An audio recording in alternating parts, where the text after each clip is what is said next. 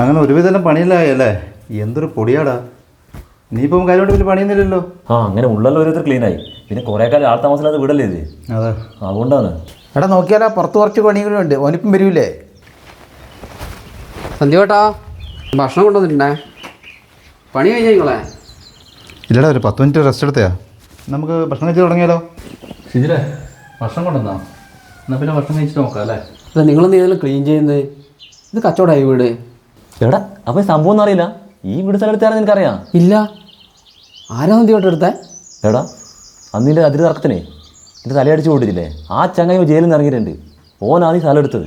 സനൂപാ ജയിലിൽ കിടക്കുന്ന ഓനെടുന്ന സന്ദീപാട്ടാ ഈ വീട് എടുക്കണ്ടേ? അതിന് മാത്രം പൈസയുണ്ടോ അവൻ്റെ അല്ലേ? അല്ല ശരിയല്ലേ, അപ്പോൾ നീ ലോകത്തുനിന്നല്ലേ? നീ പേപ്പറൊന്നും വായിക്കുന്നില്ലേ? ജയിലിനകത്തിന് കൂലി കൂട്ടിയപ്പോൾ ഓൻ ഇറങ്ങുമ്പോൾ നല്ല പൈസയും കൊണ്ട് ഇറങ്ങിനിപ്പോൾ. ജയിലിലിപ്പോൾ അങ്ങനെയായി? അതുകൊണ്ട് എന്താ ആയിപ്പോൾ? നാട്ടിൽ ചൊറി കുത്തിയാണെന്ന് ഓനിപ്പം രക്ഷപ്പെട്ട്. അടിയിട്ട് ഞാനാരായിപ്പോൾ? കേസ് കളിച്ച് പൈസയും പോയി. ഇപ്പോൾ ജയിലിൽ കിടക്കുന്നവനാ പൈസ. ആ കയ്യാനേ, ഇനി ചെറിയ പണി വിടുള്ളൂ. അല്ല, നീ എന്നിടാ ഞാൻ ഇവർക്ക് ഫുഡും കൊണ്ട് വന്നതാണ്.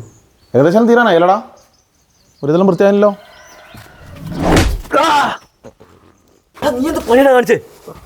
നീ പോയി കേസ് കൊടുക്ക്. ഇത്രയും കാലം ജയിലിൽ കിടന്നിട്ട് ഓൻ പൈസ ഉണ്ടാക്കിയില്ലേ? ഇനി ഞാൻ പോയി പൈസ ഉണ്ടാക്കട്ടെ. എനിക്കൊരു പരാതി ഒന്നുമില്ല, ഞാൻ പരാതി കൊടുക്കുന്നില്ല.